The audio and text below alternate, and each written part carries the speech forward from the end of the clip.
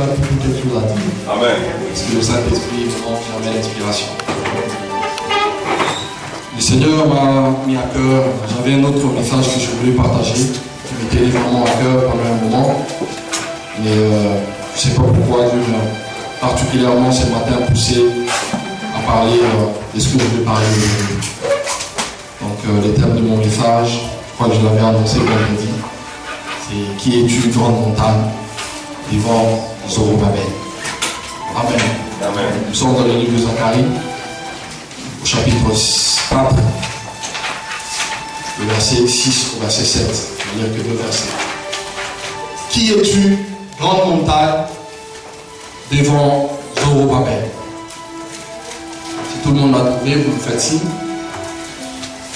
Et puis nous allons tous ensemble lire.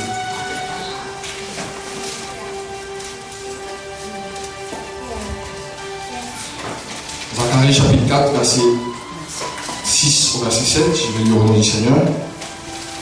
Alors, il reprit, il me dit, c'est ici la parole que l'Éternel adresse à Zorobabel. Ce n'est ni par la puissance, ni par la force, mais c'est par mon esprit, dit l'Éternel des armées. Le verset 7, derrière le thème de notre, je dirais, prédication, enseignement, prédication. Qui es-tu, grande montagne, devant Zorobabel? Tu seras aplani, et il posera la pierre principale au milieu des acclamations. Grâce, grâce pour elle. Amen. Je vais me mettre ici parce que là je me vois un peu plus haut.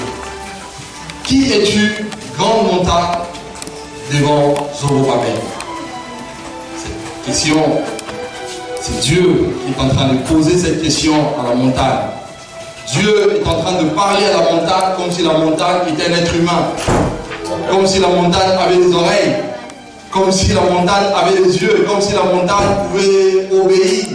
Oui, la montagne devrait obéir. Et la montagne doit obéir. Psaume chapitre 104 nous dit que les montagnes se sont élevées, les vallées se sont abaissées, au lieu que Dieu les a fixées. Voilà pourquoi le Seigneur pourrait avoir l'audace de parler à la montagne. Il lui dit, qui es-tu donc? Grande montagne devant Zorobabel. Dieu ne dit pas seulement, Dieu ne parle pas, Dieu ne s'adresse pas seulement à la montagne, mais Dieu reconnaît également que cette montagne elle est grande. J'espère que pour ceux qui sont déjà dans la foi, je ne vous apprends rien. Le Saint-Esprit va nous aider, ne vous inquiétez pas. J'espère. Dieu dit que cette montagne, Dieu reconnaît que cette montagne elle est grande. Mais Dieu, malgré le fait que cette montagne soit grande, Dieu rappelle quand même à la montagne, ce n'est pas ta taille qui va me faire peur. Qui es-tu dans grande montagne devant Zorobabel? Tu seras aplani. Cette parole a touché mon cœur. Dieu dit à la montagne que tu seras aplani. La première question que je me suis posée, pourquoi Dieu parle-t-il de Zorobabel? On a compris que Dieu s'adressait à la montagne. Et psaume 104, comme je le disais, je vais encore le répéter, je crois au verset 8, de bonne mémoire nous dit que les montagnes se sont élevées et les vallées se sont abaissées au lieu que Dieu les a fixées. C'est pour cela que Dieu pouvait avoir l'audace de s'adresser à la montagne. Et Dieu savait que la montagne allait obéir, parce que c'est le Créateur qui a parlé. Alléluia. Amen. Et deuxièmement, la Bible nous parle de Zorobabel. Et prophétiquement, Zorobabel, c'est ton nom. Zorobabel, c'est toi. Zorobabel, c'est moi. Si on peut surveiller les enfants, s'il vous plaît. Zorobabel, c'est toi. Zorobabel, c'est moi. Et Dieu, qui est réellement ce personnage que la parole appelle Zorobabel? Je vais nous brosser un peu l'histoire. Zorobabel, c'est un descendant de David. Il était donc de la lignée royale. Si vous lisez 1 Chronique au chapitre 3, faute de temps, on ne va pas tout lire. Il y a tellement de choses à voir. Donc 1 Chronique au chapitre 3, à partir du verset 10 au verset 19. La parole de Dieu est en train de nous donner, de nous détailler un peu la généalogie ou encore la postérité de David. Et la Bible nous dit, voilà, il y avait David, David va engendrer Salomon, Salomon va engendrer Joram, Joram va engendrer, et jusqu'à Zorobabel, au verset 19 précisément, la parole de Dieu nous parle également de Zorobabel. C'est ça, en fait, ces personnages un peu mystérieux, parce que beaucoup de gens disent qui est Zorobabel. Eric va comprendre qui est ce Zorobabel. Et la deuxièmement, ce que nous devons comprendre en parlant de la personne de Zorobabel, c'est que Zorobabel était donc à la tête de, je dirais, il était à la tête des Juifs qui étaient sortis de Babylone lors de la première déportation. Après que le royaume de Juda et le royaume d'Israël soient détruits par Babylone, et Dieu avait annoncé effectivement au travers de son prophète Jérémie, également au travers de plusieurs peuples, que si vous n'écoutez pas ma parole, j'enverrai une nation étrangère et cette nation va vous théoriser et cette nation va vous asservir. Cette prophétie, c'est exactement accompli, pardon. Nous allons le voir tout à l'heure. Et quand justement les temps de la captivité furent accomplis, Dieu effectivement va susciter un mouvement spirituel. Et c'est Zorobabel qui était donc à la tête du peuple juif, qui allait participer au premier retour, je dirais, des Juifs à Jérusalem. Et Zorobabel va devenir plus tard le gouverneur de Juda. Alléluia. Amen. Alléluia. Amen. Regardez avec moi ce qui est écrit. Et c'est Zorobabel avait également reçu une mission bien précise de la part de Dieu. On est toujours dans Zacharie au verset 8. Toujours le verset 7, pardon, où Dieu pose la question et dit: qui es-tu, grande montagne devant Zorobabel, qui sera aplanie? Et il posera, c'est-à-dire Zorobabel, posera la pierre principale au milieu des acclamations. Grâce, grâce pour elle. Et le verset 8 nous dit: la parole de l'Éternel fut adressée en ces mots. Excusez-moi.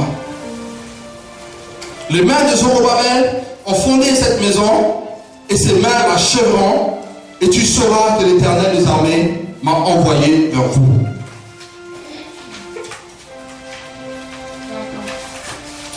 Excusez-moi en tout cas.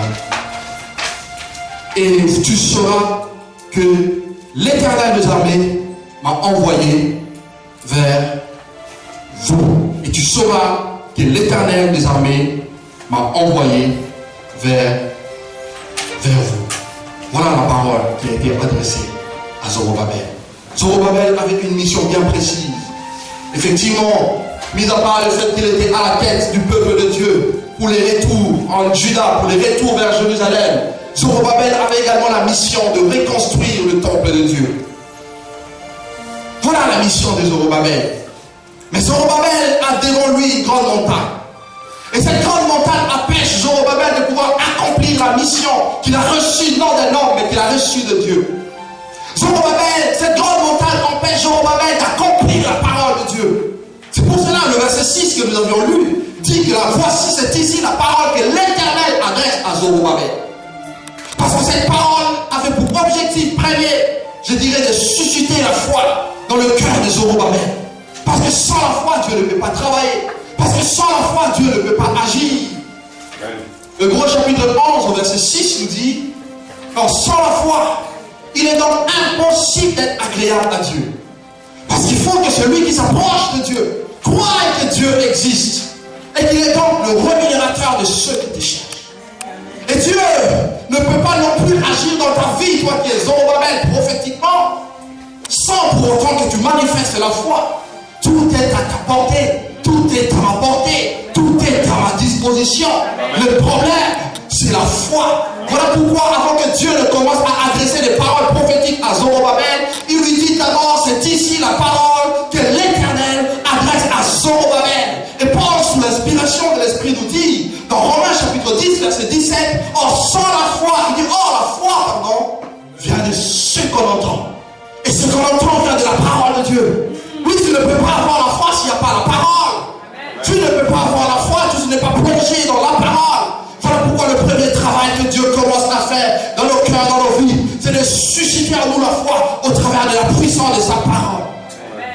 Et il vient s'adresser à Zorobabel. Oui, il y a la montagne. Oui, il y a la montagne devant toi. Cette montagne, elle est grande, nous disent les Écritures. Et dans la Bible, les montagnes représentent le royaume. Les montagnes, c'est l'image du royaume. Et cette montagne-là dont il est question, d'abord, je suis en train de brosser l'aspect historique. En plus, et par la suite, je parlerai de ce message parce qu'il a quand même une portée prophétique. Alléluia. Amen. pour ceux et celles qui auront la foi, tout simplement. Ne regardez pas ce que je suis. Je ne suis pas pasteur, je ne suis pas prophète, je ne suis pas... Mais je suis un frère comme vous, qui peut être animé par l'Esprit pour pouvoir nous communiquer quelque chose qui vient de la part de Dieu. Alléluia. Alléluia. Zorobabel. Les montagnes représentent le royaume. Et cette grande montagne donc qui était devant Zorobabel ne représente rien d'autre que le royaume ou encore Babylone. Parce que le peuple de Dieu était sous la captivité en Babylone. Et que Dieu avait donné une parole claire à Zorobabel. Il posera la pierre principale au milieu des acclamations. Il avait pour appel de reconstruire le tabernacle de Dieu. Il avait pour mission de reconstruire le temple de Dieu. Ou, non pas à Babylone, ou non pas dans le monde, mais à Jérusalem. Pourquoi? Parce que Jérusalem, c'est la ville du grand roi. Pourquoi? Parce que Jérusalem, c'est la cité de paix. Amen. Alléluia. Amen. Alléluia. Mais il s'est avéré que ce Zorobabel va se retrouver à Babylone. Et Babylone constituait une grande montagne pour lui. Babylone l'empêchait de pouvoir accomplir la volonté de Dieu. Babylone l'empêchait de pouvoir accomplir la parole de Dieu. Voilà pourquoi cette parole prophétique qui lui a été adressée était également adressée à la montagne. Dieu dit, tu seras aplani devant Zorobabel. Babylone. Et les Écritures, pour la première fois, nous parlent de Babylone. Dans le livre de Genèse, au chapitre 1er, au chapitre 11, pardon, à partir du verset 1. Regardez avec moi ce qui est écrit. Genèse chapitre 11. Ah, le temps, il n'est pas gentil. Patiente un peu, s'il te plaît. Genèse chapitre 11, verset 1 au verset 9. Toute la terre avait une seule langue et les mêmes mots. Comme il était parti à l'Orient, ils trouvèrent une plaine du pays de Shinéa et ils y habitèrent. Ils se dirent l'un à l'autre, allons, bâtissons, faisons des briques, cuissons-le au feu. La brique leur servit de pierre et le bitume leur servit de ciment. Verset 4, ils leur dirent, allons, bâtissons une ville et une tour dont le sommet touche le ciel et faisons-nous un nom afin que nous ne soyons pas dispersés sur la face de toute la terre. L'Éternel descendit pour voir la ville et la tour que bâtissaient les fils des hommes. Et l'Éternel dit, voici, ils forment un seul peuple et ils ont même une même langue. Et c'est là qu'ils ont entrepris. Et c'est ça qu'ils ont entrepris. Maintenant, rien ne les empêcherait de faire ce qu'ils ont projeté. Verset 7, allons, descendons, et là, confondons leur langage, afin qu'ils n'entendent plus la langue les uns les autres. Et le verset 8 nous dit, l'Éternel les dispersa loin de la face de toute la terre, et ils cessèrent de bâtir la ville.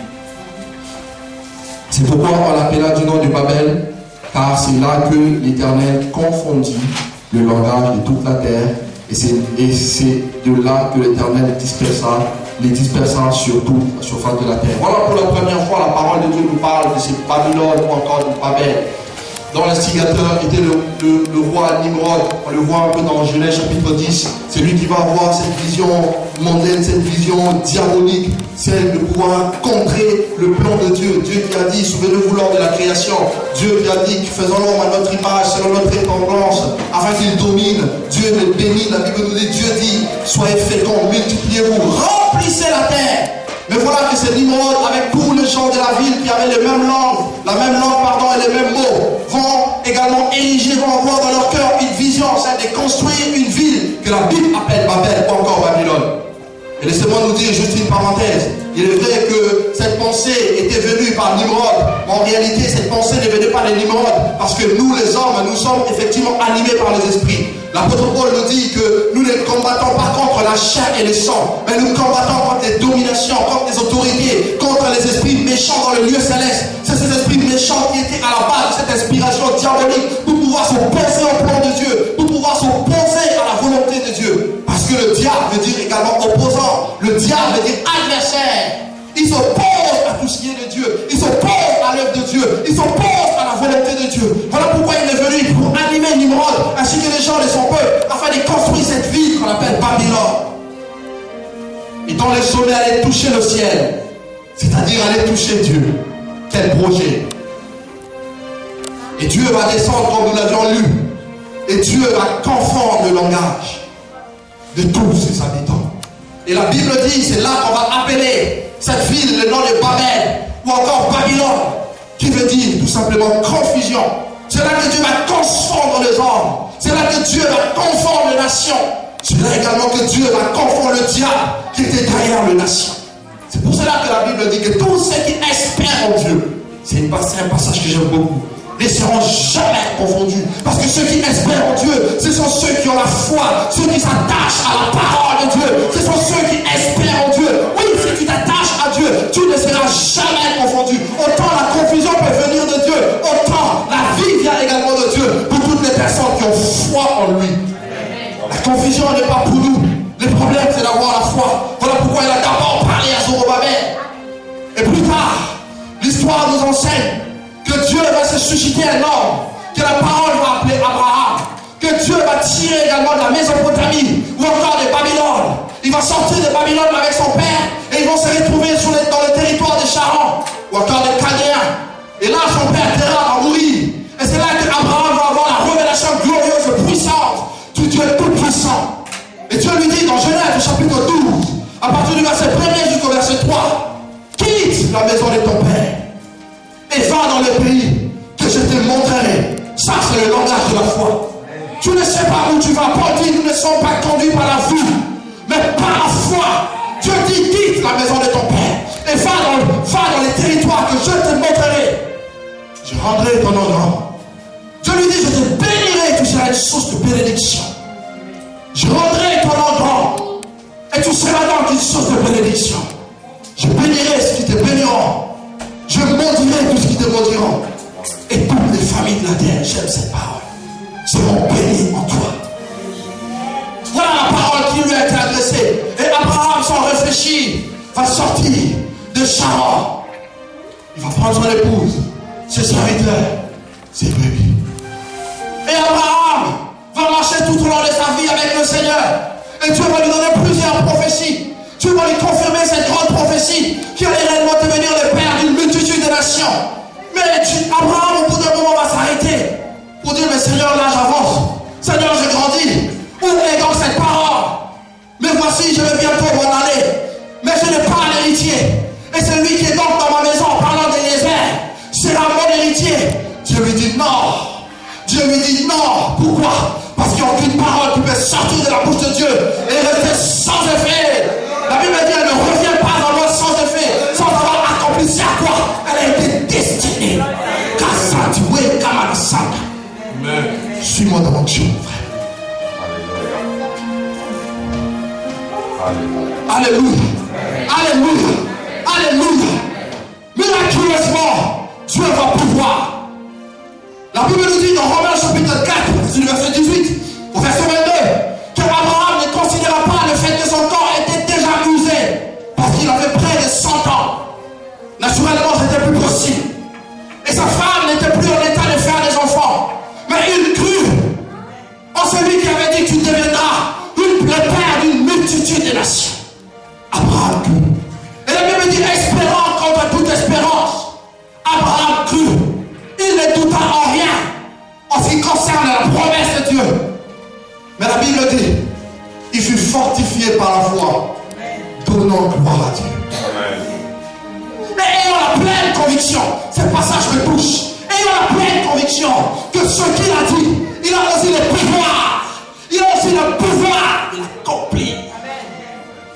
C'est pour cela Paul le révèle avant, il dit, il est le Dieu qui appelle à l'existence des choses qui n'existent point, comme si elles étaient là.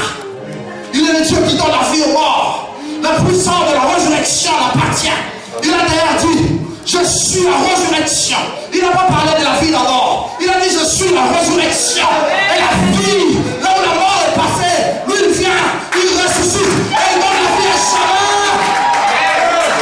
Je suis la résurrection et la vie. Celui qui croit en moi vivra donc, même s'il meurt. Et celui qui croit en moi et vit ne mourra jamais, mais connaîtra jamais la seconde mort. Oh mort, où est ta victoire? Oh mort, où est ton aiguillon? L'aiguillon de la mort, la puissance du péché, c'est la mort. C'est as été englouti dans la vie qui est dans la vie, dans la vie qui est dans la vie de mon Seigneur Jésus. Le Dieu qui m'a béni, il m'a pris dans la poussière, il m'a nettoyé. Quand je parle de la bénédiction, je ne parle pas du matériel, comprenez mon langage.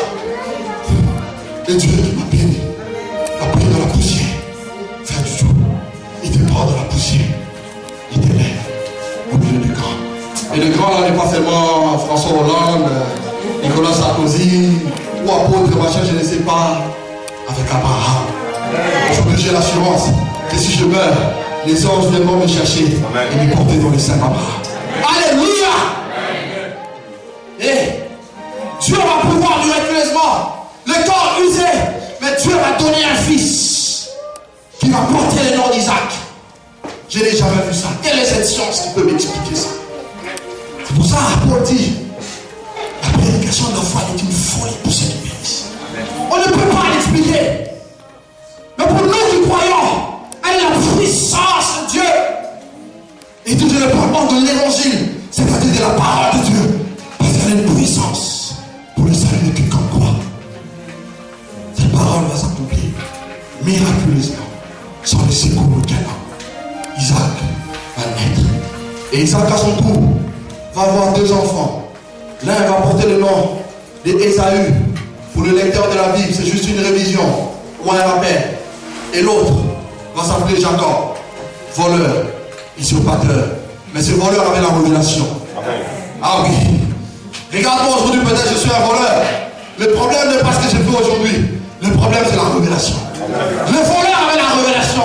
Il a compris que l'autre, oui, il est charnel. Il aime trop le monde. Il va passer à côté de ta bénédiction. Et le voleur est spirituel. Et Jésus a dit que la chair et le sang n'hériteront pas le royaume de Dieu. Il a dit que ce qui est né de la chair est chair. Et ce qui est né de l'esprit est esprit. Le vent il souffle. Et on entend les bruits. Mais on ne sait donc ni d'où il vient, ni où il va. Nicodème dit, mais moi je suis un docteur. Je ne connais pas ces choses. Oui, tu ne les connais pas parce que tu es charnel. Tu ne les connais pas parce que tu n'as pas connu la loi de l'esprit de Dieu. Alléluia. Alléluia. Et il y a Jacob à son tour parce qu'il était charnel. Il a donc été rejeté par Dieu. Juste une parenthèse. Dieu veut qu'on sorte de la chair. Les chrétiens sont tellement charnels. Voilà pourquoi ils ont comme l'impression que Dieu est étranger. Dieu n'est pas un étranger.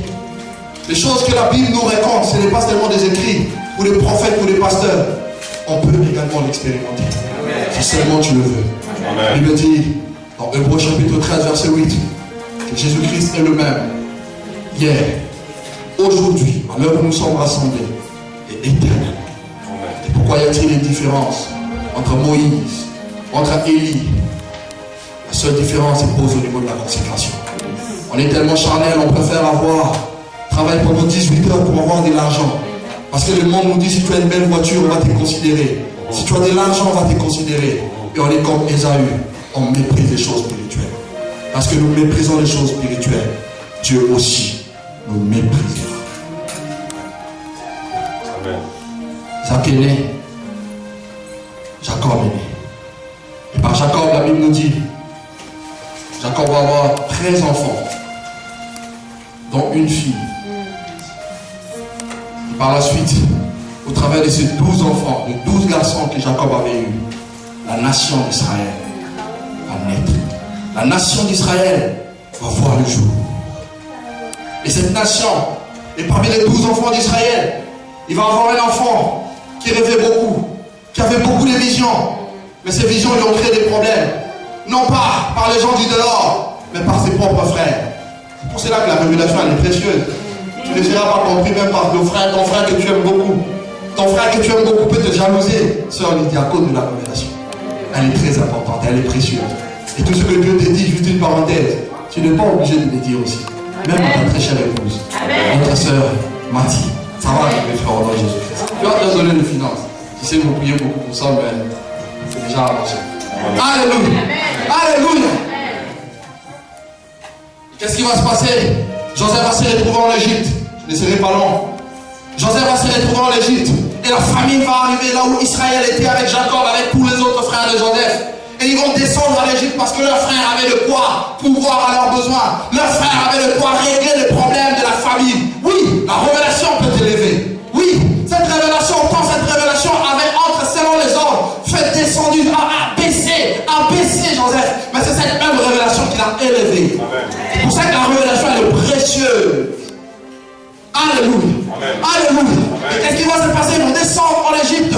Et là, ils vont rester pendant un temps. Et la Bible nous dit que tous ces patriarches vont mourir. Et Joseph également, qui avait fait des exploits en Égypte, va mourir.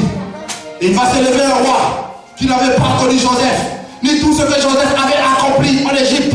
Et ce roi va remarquer quelque chose. Ce roi va constater quelque chose. Que le peuple de Dieu devenait de plus en plus fort. Que le peuple de Dieu s'accroissait. Que le peuple de Dieu s'enrichissait. Et que les Égyptiens étaient bas. Mais c'est normal. Parce que Dieu dit, vous verrez une différence entre ceux qui me servent et ceux qui ne me servent pas. Vous verrez une différence entre ceux qui me servent et ceux qui ne me servent pas. Entre ceux qui me craignent et ceux qui ne me craignent pas. C'est Dieu qui avait établi la différence. Ils étaient tous dans un même pays. Ils bénéficiaient tous des mêmes lois. Ils bénéficiaient tous, je ne sais pas, des mêmes faveurs que les pays avaient disposées. Cependant, l'un croissait, l'autre diminuait. Et le roi va dire non. Il va être poussé également par le diable pour pouvoir assujettir le peuple de Dieu, pour pouvoir le placer dans un état de captivité, pour pouvoir l'emprisonner. Et la Bible nous dit, on va leur charger des travaux durs. Et le peuple va commencer à gémir. Le peuple va commencer à rappeler à Dieu. Tu as dit que tu étais le Dieu d'Abraham. Et tu as demandé à Abraham de quitter Babylone, pour l'amener sur la terre promise. Mais pourquoi nous laisses-tu souffrir ici? Et la Bible dit, le Seigneur a entendu la voix de son peuple. Parce qu'il est écrit, quand les malheureux crient, l'Éternel entend et il les délivre. Le peuple de Dieu est en train de crier. Le peuple était malheureux. Le Seigneur a entendu sa voix. Et Dieu va se décider d'envoyer Moïse, le libérateur, pour libérer Israël de la captivité égyptienne. Dieu va démontrer sa puissance en Égypte. Lisez le livre de Job. C'est glorieux, c'est puissant et c'est extraordinaire. Tu as fait des miracles extraordinaires pour démontrer sa puissance. D'ailleurs, l'apôtre Paul le dit, en parlant du roi, du pharaon. Dieu dit à Pharaon, je t'ai suscité à dessein pour démontrer ma puissance. Pharaon qui s'était érigé comme une montagne pour empêcher Israël d'aller vers la terre promise. Dieu a déployé sa puissance pour l'affaiblir, pour la planir. Et la Bible nous dit que le peuple de Dieu va être libéré. Le peuple de Dieu va être libéré par Moïse. Au lieu de rentrer directement dans la terre promise, dans le pays où coule le lait et le miel, ils vont faire face au désert. Là, ça va être difficile. Là, ça va être dur. Ça va être très dur pour eux. Pendant 40 ans, ils vont rester dans le désert. Ils vont souffrir. Ils vont murmurer. Ils vont connaître la famine. Ils vont connaître la soif. Ils vont connaître des situations difficiles. Les serpents vont apparaître dans le désert. Ils ont tellement vécu des choses dans le désert qui a rendu leur cœur insensible à la voix de Dieu. Ils ont oublié tout le miracle que Dieu avait fait. Et la conséquence, c'est que Dieu va décimer toute cette race incrédule. Et Moïse aussi va commettre une erreur. Lui qui avait reçu la mission de libérer le peuple et de le ramener à la terre promise, lui aussi il a commis une petite erreur. À cause de cette erreur, Dieu lui dit, toi aussi tu n'entreras pas. Dieu lui montre, Dieu l'amène sur la montagne de Moab. Dans le pays de Moab, pardon, et le Moab, il l'amène au-dessus sur la montagne de Nebo. Il lui montre de loin. Regarde, vis-à-vis de Jéricho là-bas, la terre que j'ai promise à ton ancêtre, Abraham, Isaac et Jacob. Mais toi, tu n'entreras pas. Parce qu'il y a la désobéissance. C'est là où Bible l'a dit. À un certain niveau de consécration avec Dieu, la moindre désobéissance peut te coûter très cher. Très cher. Les choses que Dieu peut tolérer avec nous, on rappe un peu, Dieu tolère. Quand tu commences à atteindre un certain niveau de consécration avec lui, il y a des choses qu'il ne tolérera pas. Tu fais une erreur, ça passe. Alléluia! Alléluia! Et Moïse va mourir là. C'est que j'aime avec la parole. La Bible dit que Moïse fut enterré par Dieu. Pas par un homme, mais Moïse fut enterré par Dieu. Et jusqu'à aujourd'hui, on ne connaît pas où étaient les sépulcres de Moïse. Et Moïse avait des serviteurs, mais un seul avait été trouvé fidèle. Et Dieu dit, la Bible nous dit dans Josué chapitre 1er, que Dieu ne lui avait jamais parlé. La Révèle t'a dit que Dieu peut te mettre à côté d'un homme, comme Élisée. Il faut qu'il parte pour que tu rentres dans ton ministère. Si tu n'es pas spirituel, tu passes à côté. Alléluia. Alléluia. Josué savait qu'il était mort. Josué savait que Moïse était mort. Le peuple de Dieu avait fait les deuils. Mais regardez dans Josué chapitre 1, verset 1. Dieu qui vient parler à Josué. Josué, mon serviteur Moïse est mort. Mais Seigneur, je sais bien qu'il est mort. Maintenant, c'est à toi de faire rentrer ce peuple dans le pays que j'avais promis, dans la terre promise. Et si vous lisez tout le livre de Josué, vous remarquerez avec moi que c'est Josué qui a donné à Israël la terre que Dieu avait promise à Abraham, à Isaac et à Jacob. Alléluia. Et après la mort de Josué, les Écritures nous disent qu'il va y avoir des juges, que Dieu va susciter en Israël. Je sais que ceux qui n'aiment pas l'histoire s'ennuient un peu, mais je nous amène quelque part, ne vous inquiétez pas. Je nous amène quelque part. Je ne fais pas une démonstration, non, je veux que nous comprenions. Alléluia. Alléluia. Alléluia. Et qu'est-ce qui s'est passé? La Bible nous dit qu'il va y avoir plusieurs juges en Israël. Pourquoi? Parce que le peuple de Dieu, après la mort de Josué, va oublier ce que Dieu avait fait. D'abord avec Moïse, va oublier ce que Dieu avait fait. Aussi avec Josué. Ils vont commencer à se paralyser. Ils vont commencer à copier le modèle de ce qu'ils voyaient des nations qui les environnaient. Et c'est pour cela que ce principe biblique est vrai. Où Paul dit que les mauvaises compagnies corrompent les bonnes mœurs. Nous, en tant qu'enfants de Dieu, nous devons choisir nos compagnies. Oui, si tu marches avec un fumeur, moi je l'ai vu, j'ai eu des collègues. Ils marchaient avec des fumeurs, ils maîtrisaient, ils géraient la cigarette. Moi aujourd'hui, ils sont à fond dedans. Qu'est-ce qui s'est passé? Moi je ne sais pas. Mais je fume. J'ai plus envie de m'en sortir. J'ai envie d'arrêter, mais je ne peux plus. C'est pour cela aussi. Cela n'est pas seulement valable pour les mauvaises choses, mais aussi pour les bonnes choses. Salomon dit que celui qui marche avec le sage, pas les sages, mais le sage, devient sage. Amen. Et c'est sage. C'est Christ. Alléluia. La sagesse infiniment variée de Dieu. Alléluia. Alléluia. Et les juges sont venus. Ils avaient une mission principale d'enseigner la justice au peuple, mais également de diriger le peuple, de délivrer le peuple en cas d'oppression étrangère, de Philistins, de mondiaux, etc. Il y en a eu plusieurs en Israël, 13 à peu près, je dirais 14, parce qu'il y avait également Samuel, le dernier juge, qui est en même temps juge, également prophète et sacrificateur. Et les juges vont mourir. Toutes les fois que les juges mouraient, voilà les peuples. Voilà, ils vont revenir aux choses qu'ils avaient promis. Samuel va arriver. J'aime beaucoup ces prophètes. Samuel va arriver comme juge également. Et voilà que le peuple dit, bon oui, c'est bon. Là, Dieu a suffisamment régné sur nous. Nous allons copier les modèles de ce que nous voyons. Le peuple était influencé par ce qu'il voyait. Or, qu'est-ce qu'il voyait? C'était des nations païennes qui avaient à la tête desquelles il y avait le roi. Et pourtant, Dieu était directement le roi d'Israël. Le peuple va délibérément décider de rejeter Dieu. Et Dieu va se sentir affligé. Et Dieu va dire, ce n'est pas ton problème. Samuel, tais-toi. Tu as assez prié pour ce peuple. Ce peuple a toujours été désobéissant. Il a toujours eu un court rêve, un cœur insensible à ma voix. Laisse Samuel. Je vais faire ce que le peuple veut. Et il va avoir des rois en Israël. Le premier, c'est le nom de Saül. Peut-être vous le connaissez. Si vous ne le connaissez pas, je vous l'informe. Le deuxième, c'est David, de la descendance de Cal et ici, Zorobabel, dont nous parlons.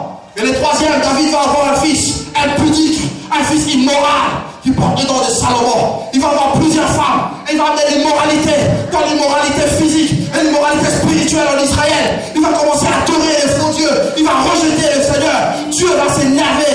Dieu va dire, à cause du mal que tu as ramené au milieu de mon peuple et dans ma maison, je vais déchirer ce royaume que j'avais promis à David. Simplement, je ne le ferai pas sous ton règne à cause de l'alliance que David avait tissée avec moi. Juste une parenthèse, c'est pour cela que nous qui sommes parents, nous devons avoir une bonne intimité avec Dieu. Que nos enfants entrent dans la bénédiction de l'alliance. Isaac n'a rien forcé. Il était tout simplement héritier de l'alliance qu'Abraham avait tissée. Aujourd'hui, l'église, nous n'avons rien forcé. Nous sommes héritiers de la grâce de Dieu qui découle de l'alliance qu'Abraham avait tissée avec Dieu. Quel est le prix que cet homme avait payé? Oui, la Bible nous parle un peu de quelques prix qu'il a payé. Mais je ne sais pas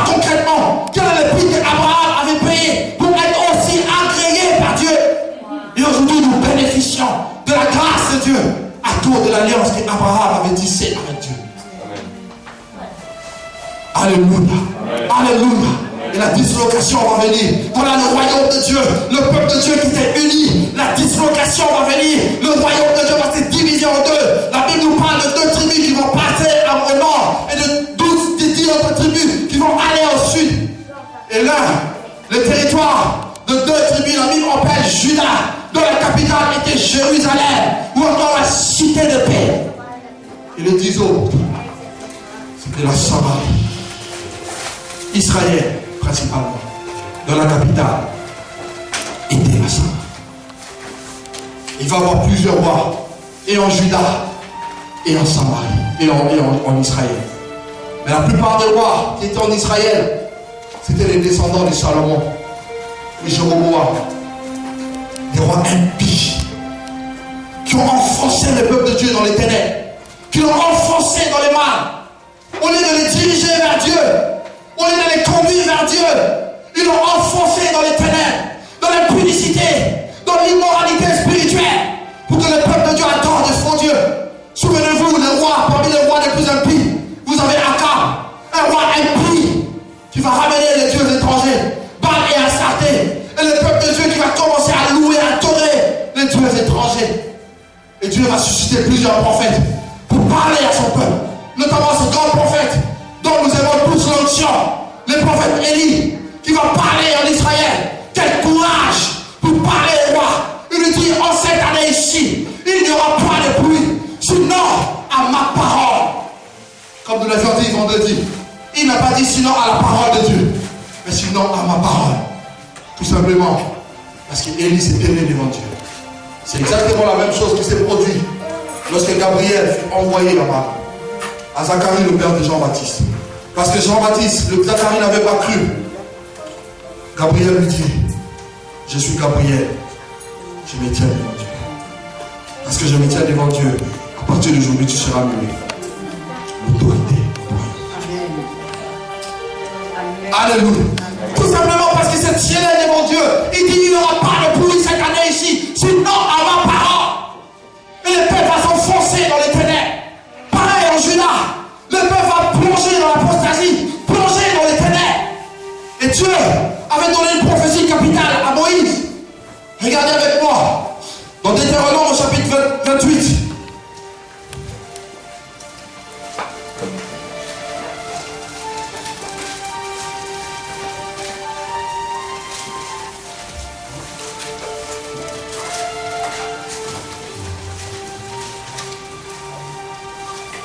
Du verset 49, verset 53, regardez ce qui était dit. L'Éternel fera partir de loin des extrémités de la terre une nation qui fondera sur toi d'un vol d'aigle, une nation dont tu ne comprendras pas le langage, Ça nous dit quelque chose, n'est-ce pas? Amen ou pas amen? Amen. Dont tu ne comprendras pas le langage. Une nation au visage farouche et qui n'aura ni respect pour le vieillard, ni pitié pour l'enfant. Elle mangera le fruit de tes troupeaux et le fruit de ton sol, jusqu'à ce que tu sois détruit. Elle ne délaissera ni blé, ni mou, ni huile, ni portée de ton gré, de ton gros et de ton mini-bétail, jusqu'à ce qu'elle te fasse périr. Voilà une prophétie terrible que Dieu avait donnée, qu'en cas de désobéissance, si le peuple de Dieu continue à désobéir, à ne pas écouter Dieu, Dieu allait envoyer une nation étrangère. Et cette nation allait détruire son peuple. Et parce que son peuple n'a pas écouté, Dieu va susciter des prophètes. C'est comme aujourd'hui, Dieu suscite des messagers. Non pas les gens qui regardent à leur propre intérêt, non pas les gens qui regardent je ne sais pas quoi, mais les gens qui ont le message de Dieu, qui ont l'ainsi dit l'Éternel, qui ont l'ainsi est l'Éternel, et qui ont l'ainsi fait l'Éternel. Des prophètes qui ne cherchent pas à être connus, ni à être vus. Des prophètes qui se tiennent devant la face de Dieu, qui ne passent pas leur temps devant la télé, qui ne passent pas leur temps à chercher des connexions à gauche à droite, à chercher à être vus de sang.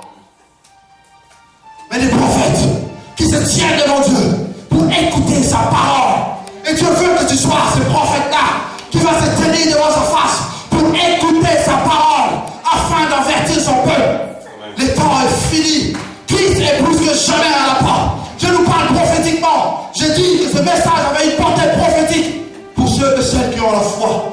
Je ne veux pas vous impressionner, loin de là. Loin de là. Loin de là. Mais je veux faire ce que Dieu me demande de faire. J'ai dit que j'avais un autre message que j'avais préparé pour annoncer. Mais l'Esprit de Dieu ne veut pas. Il a voulu que je parle de ça. Je veux me soumettre. Alléluia. Et Jérémie va venir. Il va annoncer la captivité. Il va annoncer la même parole que Moïse avait dit. Que Dieu suscitera une nation païenne qui te servira et qui fera de toi ce territoire, en parlant d'Israël et de Juda, va devenir une ruine. Un désert. Mais qui a entendu la parole de Dieu? Qui a pris garde à notre prédication? Personne. Personne n'a pris garde.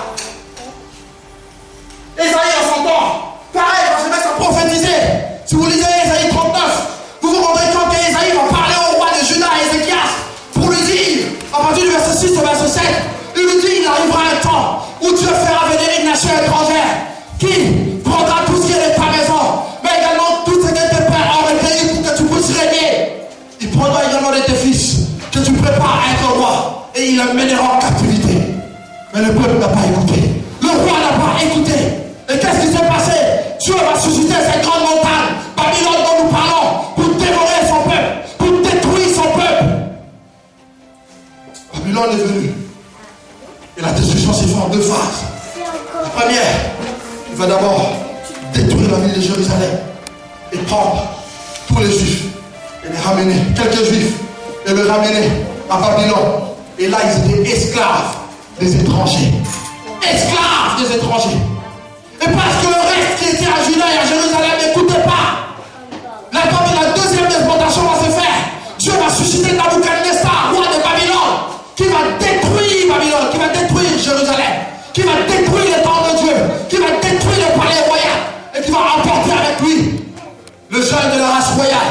C'est pour cela que vous disiez le livre de Daniel, la parole nous parle de jeunes uniques comme Daniel, Shadrach, Meshach et Abednego, qui étaient déportés de Juda à Babylone pour servir un roi étranger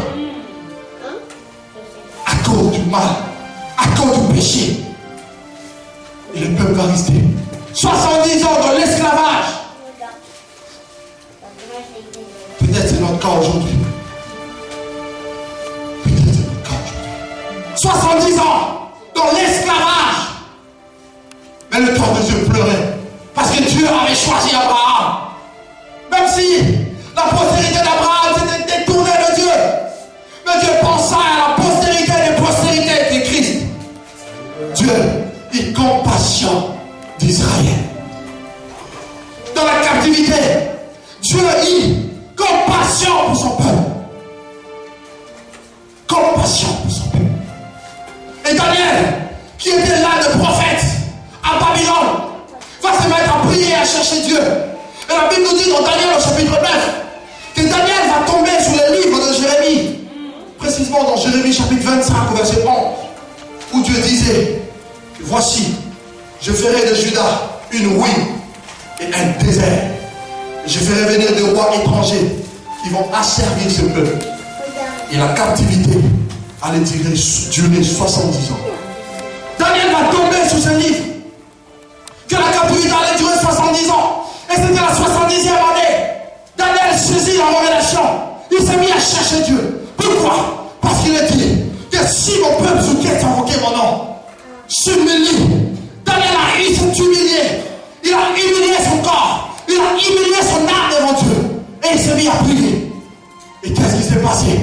Un mouvement spirituel s'est déclenché. Un mouvement spirituel s'est déclenché. Un mouvement spirituel s'est déclenché où? À Babylone. Qui est Dieu? Et parmi les Juifs qui étaient asservis à Babylone, il y avait bien ces Zorobabel dont nous parlons. Et pourtant il avait la vision de Dieu. Et pourtant la maison de Dieu était détruite. Et pourtant les portes de Dieu étaient brisées. Toi tu as la paix de Dieu. Et tu te plais en captivité.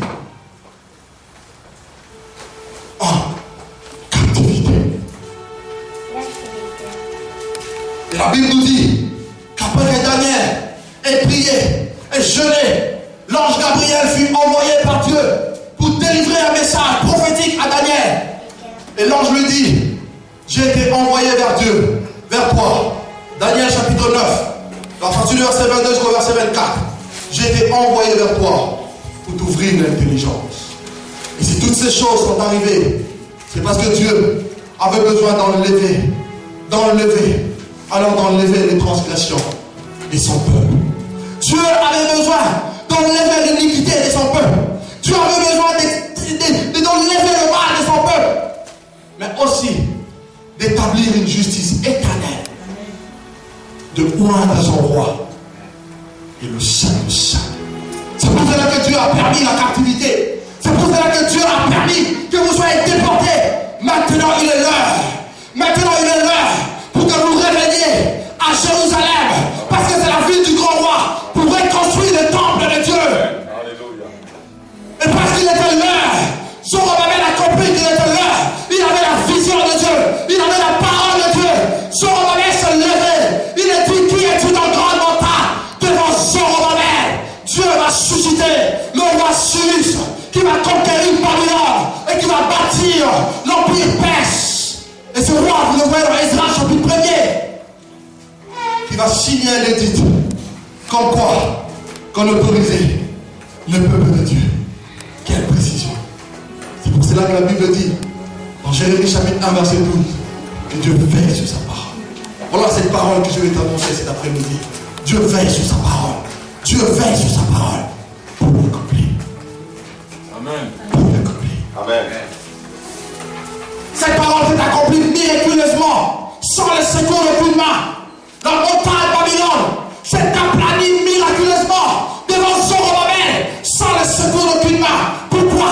Parce que Daniel a prié. Lorsque nous prions, nous déclenchons le mouvement de Dieu. Lorsque nous prions, nous déclenchons l'atmosphère céleste. C'est pour cela, je bénis Dieu pour la parole qu'elle m'a libérée tout à l'heure. Que Dieu dit, j'en parlerai à la fin, que ma maison est une maison de prière. Mais vous en faites une caverne de voleurs. La prière est importante. La Bible dit qu'il priait ce jour-là. Et pendant qu'il priait, le ciel va s'ouvrir. Tu veux voir le miracle de Dieu dans ta vie. C'est le seul moyen que Dieu s'est fixé à décider pour entrer en activité dans la vie des morts ou encore pour communiquer avec l'homme. Sois un homme de montagne. Sois un homme de montagne. Sois un homme, je te dis la vérité, de montagne et de prière. Je l'expérimente quotidiennement. Je peux vous l'enseigner. Alléluia. Alléluia. Alléluia.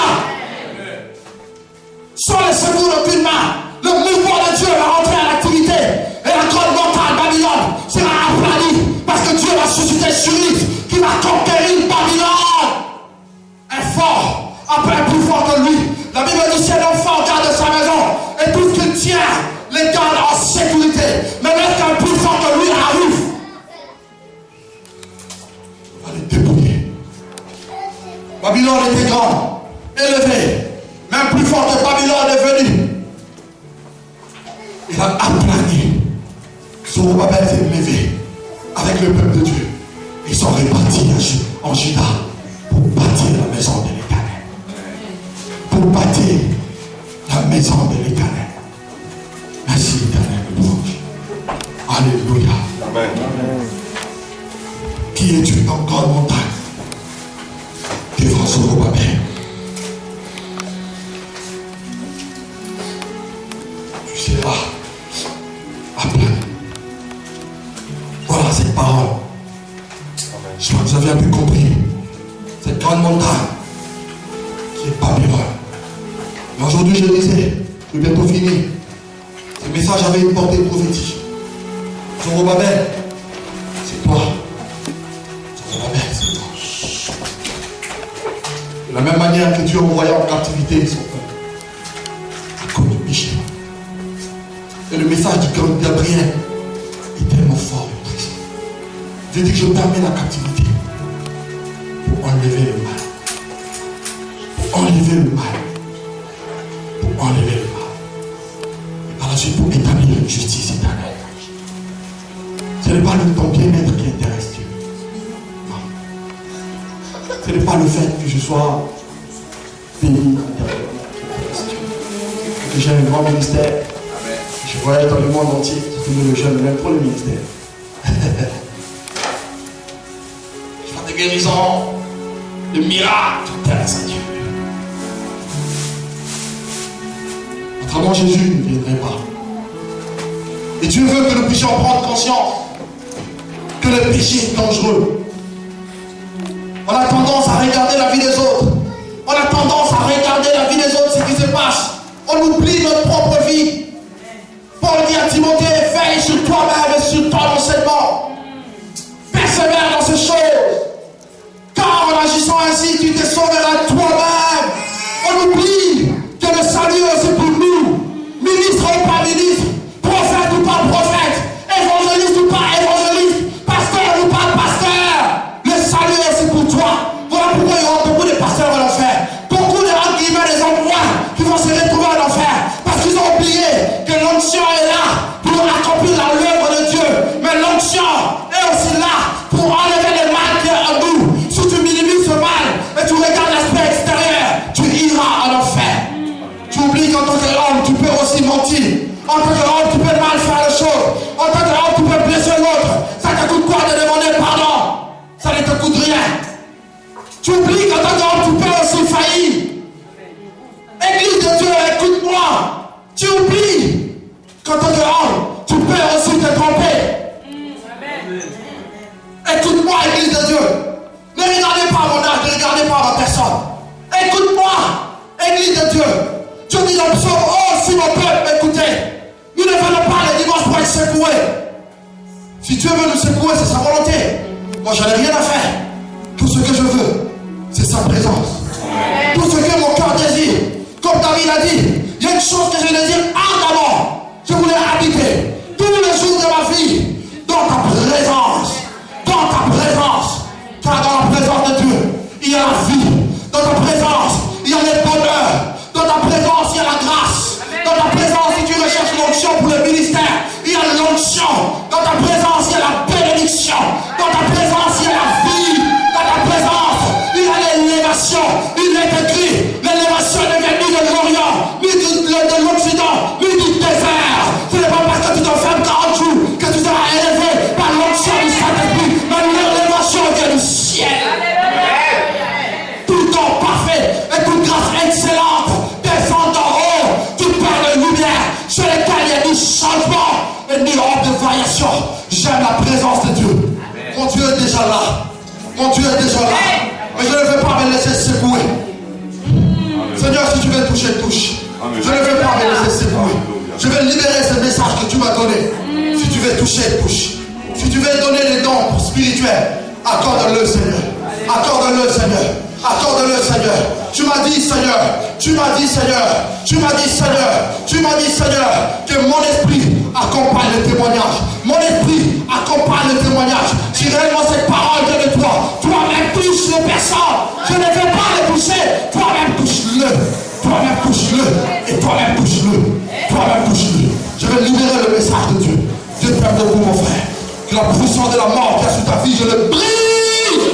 Au nom de Jésus-Christ de Nazareth. Et tu vas servir Dieu. Tu vas servir Dieu. Tu vas servir Dieu. Tu vas servir Dieu.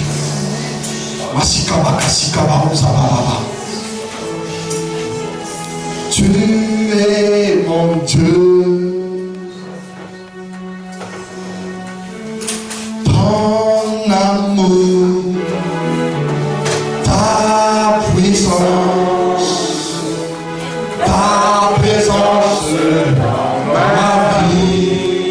C'est la présence de Jésus, mon Seigneur et mon Maître. Celui qui m'a touché, qui m'a changé. Celui qui m'a touché, qui m'a béni et qui m'a donné une espérance éternelle. Ma vie, oui, ton amour,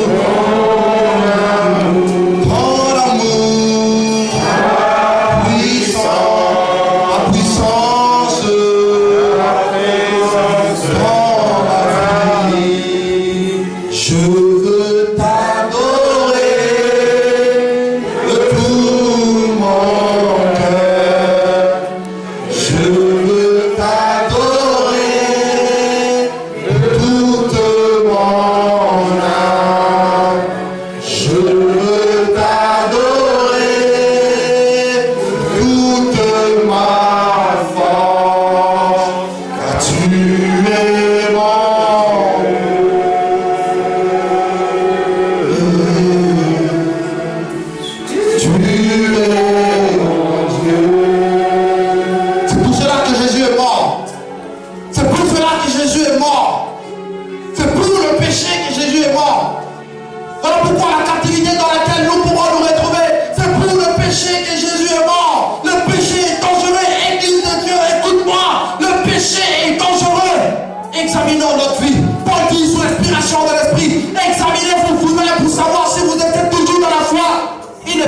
question de roi ou de parlement de Dieu.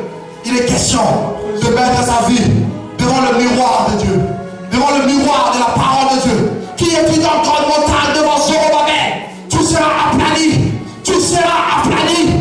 Voilà le message que Dieu nous a donné. Et Zorobabel, pour finir, une image de deux choses. D'abord l'image de Jésus de Nazareth. Comme je le disais, pour bâtir la maison de Dieu. Jésus a dit, notre frère a dit, sous l'inspiration de l'Esprit, j'étais dans la joie. Le maître a dit, le juif vient lui poser la question pour lui dire, dis-nous, quel miracle que tu fais pour que nous puissions croire en toi. On est dans un monde apparent. Si on ne voit pas, on ne croit pas. Non, la foi c'est l'inverse. La foi, tu ne vois pas mais tu crois. La foi, tu ne vois pas mais tu crois. Amen. Dis-nous, quel miracle que tu fais? Quelle est donc la chose extraordinaire qui dépasse notre entendement, qui vient de toi, afin que nous puissions croire en ta personne? Jésus lui a dit, détruisez-moi ce temple, détruisez-moi ce temple, je le rebâtirai, je le reconstruirai en 3 jours. En le chiffre 3, c'est le chiffre de la résurrection.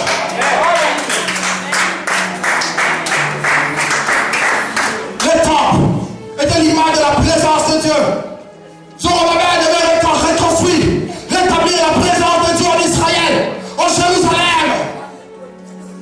Et Jésus va pour reconstruire les temples. Et Paul, sous l'inspiration de l'Esprit, dit, vous êtes le temple de Dieu, vous êtes le temple du Saint-Esprit, et l'Esprit de Dieu habite en nous. Et celui qui détruit le temple de Dieu, Dieu le détruira. Alors ma soeur, pourquoi tu peurs des sorciers? Pourquoi tu peurs des sorciers? Pourquoi tu peurs des francs-maçons? Venez nombreux. J'habite sur le boulevard François Mitterrand, 25. Venez me chercher même cette nuit. Vous saurez dans quel bois je me chauffe. Alléluia. Ce n'est pas de la blague. Venez. Vous saurez. Élisée a dit, laissez ce Naaman venir. Et il saura. Élisée n'a pas dit qu'il saura qui est un Dieu en Israël. Non. Élisée a dit, il saura qui est un prophète en Israël. Venez. Amen. Ne joue pas avec Dieu. Ne joue pas avec Dieu. On ne joue pas avec Dieu. Jésus a bâti le temple qui est toi. Le temple que je suis. Le temple que tu es. Et Dieu nous a donné le don le plus excellent. Comme je le disais il y a 2 dimanches. Son esprit. Le temple de Dieu était reconstruit. Et aujourd'hui, Paul dit encore sous l'inspiration de l'Esprit, dans Éphésiens chapitre 2, verset 22, nous sommes donc une habitation de Dieu en esprit. Nous sommes le temple du Dieu vivant. Le diable ne peut rien pour nous. Et il a dit à Pierre, parce que tu as la révélation de ma personne, je t'ai dit Pierre, tu es Pierre, et sur cette pierre, je bâtirai mon église. Et les portes du séjour de mort, comme nous l'avions vu le dernier dimanche, ces ténèbres qui régnaient sur la surface des eaux, qui régnaient sur la terre, et l'Esprit de Dieu était au-dessus de ces ténèbres. Dieu dit également, les portes de l'enfer n'auront point les dessus sur cette église que je bâtis par mon esprit, cette église qui sera soutenue par mon esprit. C'est pour cela la parole que tu as adressée à Zorobabel dit, c'est aussi la parole de l'Éternel adresse à Zorobabel. Ce n'est ni par la force, ni donc par la puissance. Ce n'est pas par ton intelligence. Ce n'est pas parce que tu possèdes. Ce n'est pas parce que tu as de l'argent. Ce n'est pas parce que tu es influent. Ce n'est pas parce que tu es français. Pour nous qui sommes étrangers, on est tellement complexés. Quand on a le passeport rouge là, et bien toi tu sais, moi je suis français, qu'est-ce que tu vas... Je crois pas. Moi je suis français. Non! Alléluia! Qui es-tu donc grandement par devant Zorobabel? Dieu dit c'est par mon esprit. Parce que l'esprit n'agit pas sans que la parole ne soit libérée. C'est pour cela que d'abord le Seigneur a adressé une parole à Zorobabel. Cette parole c'est adressée aujourd'hui. Lèvons-nous pour construire le temple de Dieu. Lèvons-nous pour construire le temple de Dieu. Église de Dieu, écoute-moi. Lèvons-nous pour construire le temple de Dieu. Je ne parle pas d'abord des inconvertis. Je parle de ta propre vie. Je sais de quoi je parle. Amen. Il y en a beaucoup. Le temple de Dieu va être bâti. Il va être bâti. Et deuxièmement, Zorobabel, prophétiquement, il représente. Zorobabel me représente. Zorobabel représente l'Église de Dieu. Et devant Zorobabel qui doit construire, les montagnes s'érigent, le royaume des ténèbres s'érige comme des grandes montagnes. Et aujourd'hui, on ne sait pas si nous allons accomplir la mission ou pas. Et spirituellement, Babylone est en train de se reconstruire pour empêcher Zorobabel que tu es, Zorobabel que je suis, d'accomplir la mission divine. Dans ma vie aussi, tu as des choses à accomplir. Tu as une promesse qui t'a donnée. Tu as une promesse qui m'a donnée. Mais cette promesse ne peut pas s'accomplir sans que Zorobabel ne soit aplani. Quelle est donc cette montagne qui s'orige devant de toi? Tu as toi-même la réponse. Quelle est donc cette situation qui t'empêche d'accomplir l'œuvre de Dieu? Qui t'empêche d'entrer pleinement dans la volonté de Dieu pour ta vie? Pour ma vie. Quelle est donc cette montagne qui s'orige devant de nous? Mais la bonne nouvelle, c'est qu'elle sera aplanie. La bonne nouvelle que je vais t'adresser cet après-midi, s'il faut que tu retiennes une parole, retiens de ça et aie la foi. Le miracle va s'accomplir. Je sais celui qui m'a appelé. Je les connais. Je les connais. Je les connais. Ça fait 10 ans que je suis dans la foi. Jésus-Christ ne m'a jamais menti. Amen. Jamais menti. Je ne le sers pas parce que les hommes les servent ou parce que les hommes me demandent de le faire. Je connais Jésus. Tu m'as fait la grâce pour moi cette gloire. Tu m'as fait la grâce. Je connais qui est Jésus. Si tu as la foi, cette parole va s'accomplir. Amen. Quelle est donc cette montagne qui s'est ajoutée devant toi? Qui es-tu, Dieu dit, grande montagne? Quel est donc ce problème qui t'empêche de t'épanouir spirituellement? Quelle est donc cette situation qui t'empêche de percer financièrement? Nous avons différents appels. Tout le monde n'est pas appelé à prêcher, forcément enseigner, non. Quel est donc ce problème qui t'empêche de te marier? Quel est donc ce problème qui t'empêche d'avoir la bonne santé? Les Écritures disent que le Fils de Dieu est venu pour que les brebis puissent avoir la vie, et la vie en abondance. Quel est donc le problème qui t'empêche de bénéficier de Dieu pleinement, de la vie que Dieu a disposée en son Fils Jésus? Quelle est donc cette montagne qui s'érige au devant de nous? Qui est une grande montagne? Devant Zorobabel, tu peux mettre ta situation. Tu peux mettre ta situation. Quel est donc ce problème? Aucun problème. Aucun problème. Aucune montagne ne peut rester montagne devant la puissance de Dieu. Voilà la bonne nouvelle. Aucune montagne ne peut rester montagne devant la puissance de Dieu. Dieu dit, tu seras donc aplani. Tu seras aplani.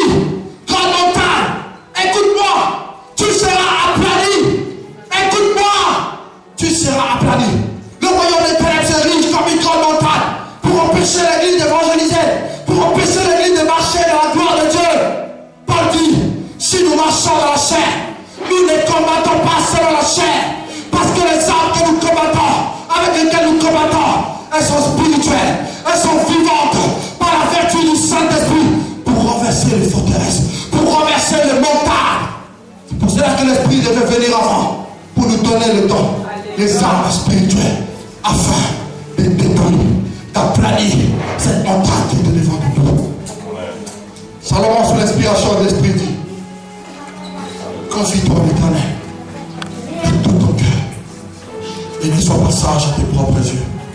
Reconnais-le dans toutes tes voies, mon Michel, et il aplanira tes sentiers. Proverbe chapitre 3, verset 5 au verset 6. C'est pour toi, mon Michel. Reconnais-le dans toutes tes voies, il aplanira tes sentiers. Qui es-tu, grande montagne, devant Zorobabel? Qui es-tu, grande montagne, devant Zorobabel? C'est une grande preuve que Dieu, si Dieu appelle Zorobabel, et aujourd'hui Zorobabel n'est plus, c'est toi qui es. C'est une grande preuve que Dieu connaît ton nom. C'est une grande preuve que Dieu connaît ton nom et que tu bénéficies pleinement de l'attention de Dieu. Que la main de Dieu, Seigneur, se pose sur cette femme et que toute main noire soit chassée de sa vie. Que la sécheresse soit chassée de la famille, Père. Au nom de Jésus de Nazareth. et qu'elle expérimente un miracle divin. Seigneur, si tu es Dieu, pourquoi tu permets ça? Pourquoi tu ne parles pas? Pourquoi tu n'agis pas? Oui, Dieu est Dieu. Maman Michel. Dieu dit pourquoi les nations diront-elles, nous est donc leur Dieu. Dieu est Dieu. Dieu est Dieu. Dieu est Dieu. Dieu est Dieu. Diapharement, j'ai été suscité un de ça, afin de démontrer ma puissance. Afin de démontrer ma puissance. Afin de démontrer ma puissance. Et ma gloire. Et ma gloire. Lève-toi, femme de Dieu. Lève-toi, prie le Seigneur. Lève-toi, femme de Dieu. Lève-toi, prie le Seigneur. Lève-toi, femme de Dieu. Lève-toi, prie le Seigneur. La gloire de Dieu va venir sur toi. Je te dis la vérité. L'onction du Saint-Esprit va commencer davantage à te visiter à la maison. Et tu vas toi-même voir un changement.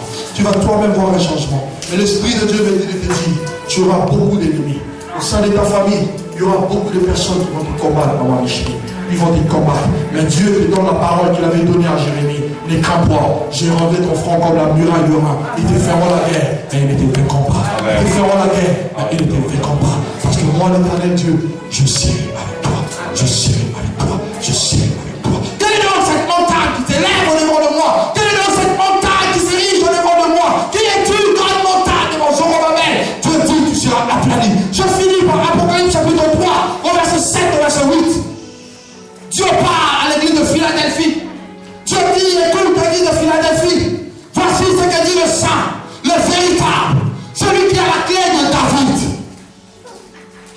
Nous avons parlé de Zorobabel comme étant les descendants de David. Et Dieu dit que celui qui a la clé, ou encore le pouvoir, ou encore l'autorité sur le trône de David, lorsqu'il ouvre avec sa clé, personne ne peut fermer. Je veux que tu puisses avoir cette assurance. Qui est une grande montagne devant Zorobabel? Lorsqu'il ouvre, personne ne peut fermer. Et lorsqu'il ferme, frère, personne ne peut ouvrir. Ce n'est pas le diable. Ce n'est pas ton père. Si ton père te maudit et que tu as fait quelque chose qui effectivement a suscité la malédiction, il faut aller le voir et demander pardon. Parce que la Bible dit toute malédiction sans cause n'a pas eu fait. Il ne faut pas qu'il puisse avoir des causes. S'il y a une cause, cette malédiction t'atteindra. Ce n'est pas François Hollande qui va l'enlever. Ce n'est pas ton pasteur qui va l'enlever. Dieu peut l'enlever. Mais Dieu est un Dieu qui respecte le principe et les autorités. Comme c'est un parent qui a libéré cette malédiction, il faut que ce soit le parent qui l'enlève. Dieu est un Dieu. Et dans le royaume, il y a le principe de l'autorité. Alléluia. Alléluia. Dieu dit, si je ferme, personne ne peut l'ouvrir. Et si j'ouvre, personne ne peut fermer. Il dit parce que tu as peu de puissance comme Zorobabel. Tu n'as pas de puissance. Tu n'as pas une influence matérielle, militaire, pour combattre Babylone. Mais parce que simplement tu as gardé ma parole. Frère Dieu dit, je mets devant toi une porte ouverte que personne ne peut fermer. Personne ne peut fermer cette porte. Cette grande montagne sera aplanie, dit le Seigneur. Dieu me dit, dis-leur, cette montagne sera aplanie. La condition, frères et sœurs, il faut que tu puisses avoir la foi. Amen. Dieu dit, si vous avez la foi, minuscule comme un grain de sénévé, vous direz à cette montagne, ôte-toi de là. Vous parlerez à la montagne, ôte-toi de là et jette-toi à la mer. Cette montagne vous obéira. Amen. Cette montagne vous obéira. Parce que derrière votre parole, il y a la puissance de Dieu. Amen. Qui va l'accompagner. Pour amener à l'existence des choses qui n'existent point. Amen. Comme si elles étaient là. Qui es-tu donc? Qui es-tu donc? Grande montagne devant Zorobabel, tu seras aplani. Et il posera la pierre principale. Jésus qui est la pierre qu'ont rejeté ceux qui bâtissaient. Et qui va devenir la principale de l'homme. Au milieu des acclamations. Au milieu des acclamations. Grâce. Grâce. Et grâce pour elle. Dieu nous aime puisqu'on le croit. La grâce de Dieu est disponible pour toutes les personnes qui J'aimerais bien l'expérimenter. Moi, je vais l'expérimenter. Je vais expérimenter. Il faut que les montagnes s'écoulent. Et que l'on sache, non pas qu'il y a Dieu en France, mais qu'il y a des serviteurs de l'Éternel. En France. Tu m'as dit, cette nation connaîtra qu'il y a Dieu.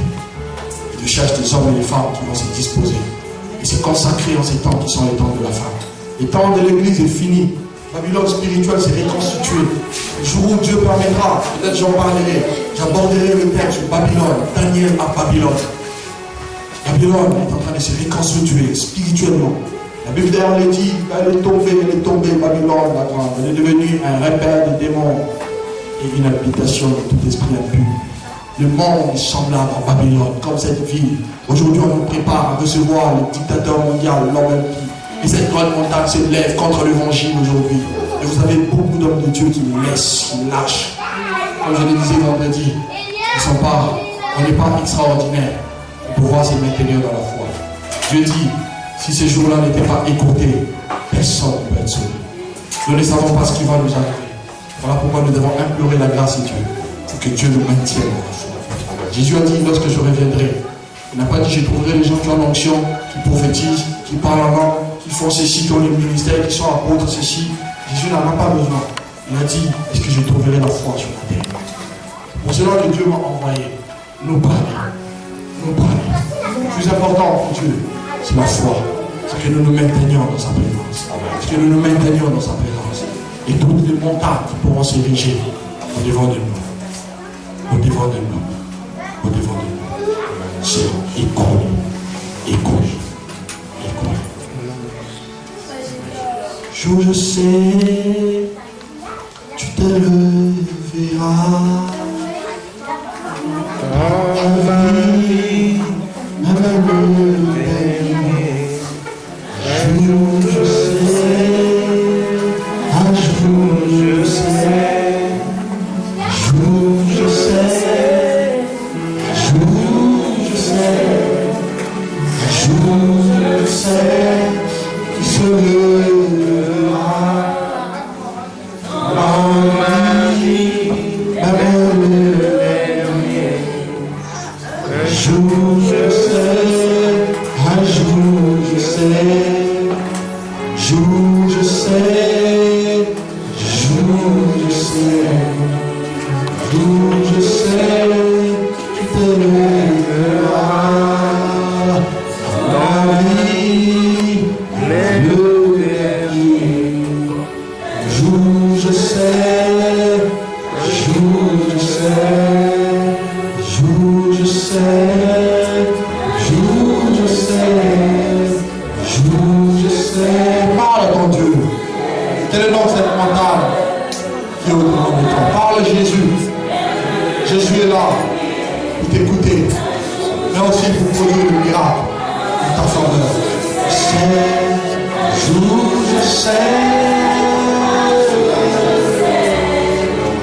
Jour je sais.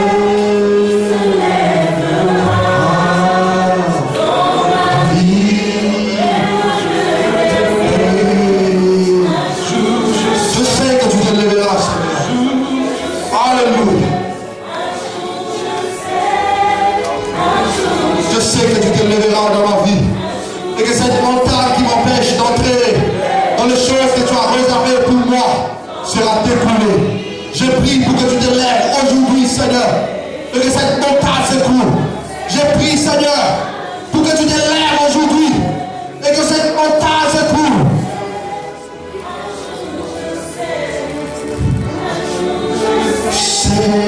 Se lèvera dans ma vie. Le dernier jour, je sais, un jour, nous chantons Jésus de Nazareth, et qui se lèvera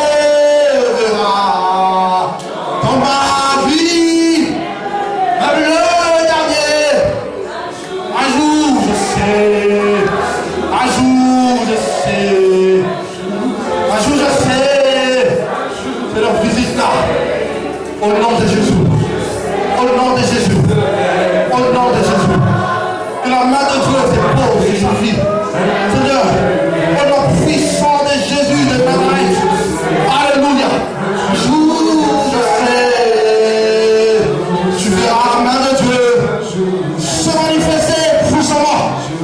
Je sais que se lèvera dans ta vie.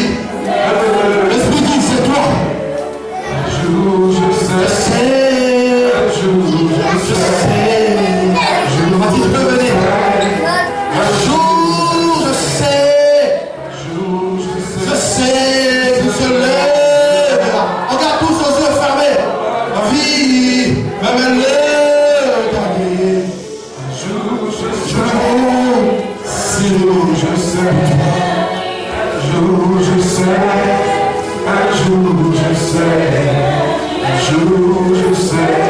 Il se lèvera dans ma vie, même le dernier.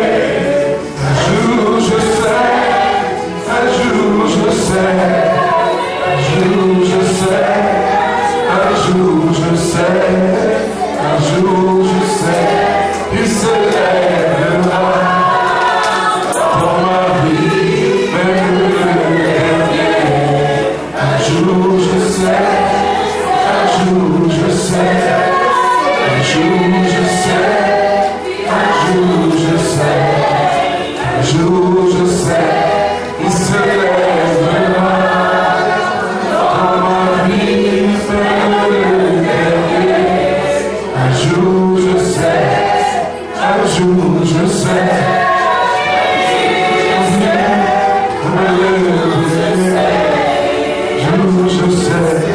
il se lèvera dans ma vie, même le dernier.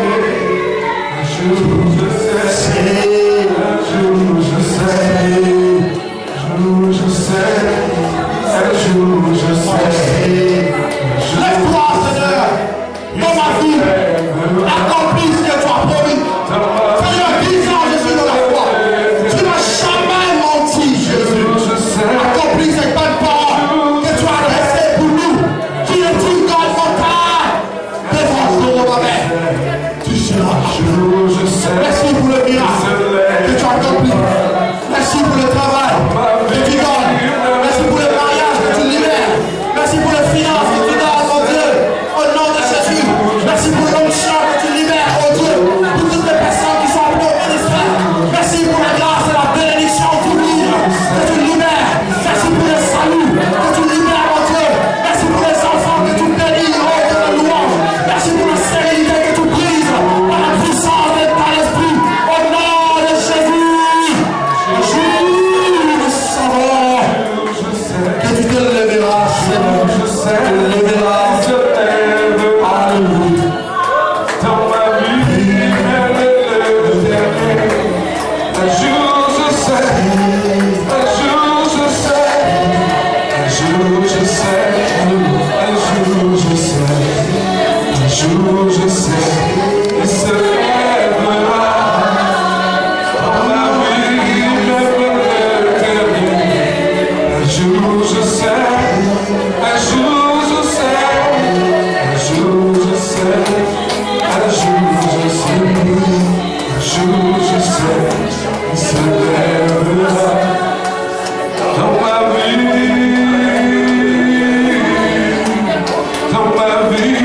même le dernier. Un jour je sais, un jour je sais, un jour je sais, il se lèvera dans ma vie, dans ma vie, dans ma vie, même le dernier.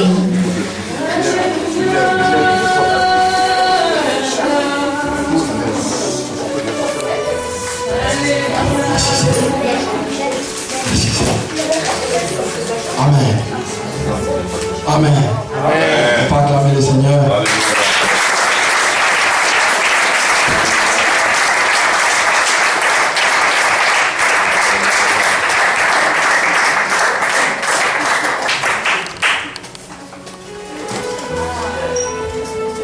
Dieu est bon. Amen. Quelqu'un a été béni. Amen. Que Dieu soit glorifié. Alléluia. Nous avons fini.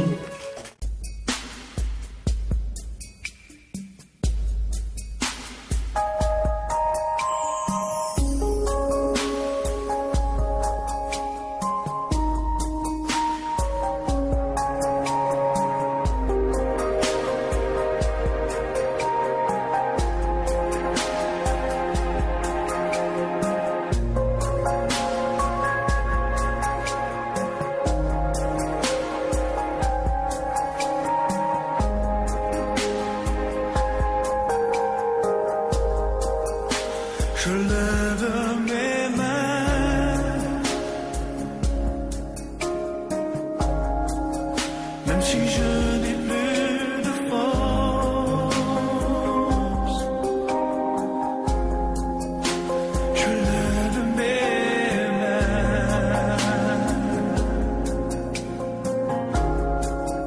même si j'ai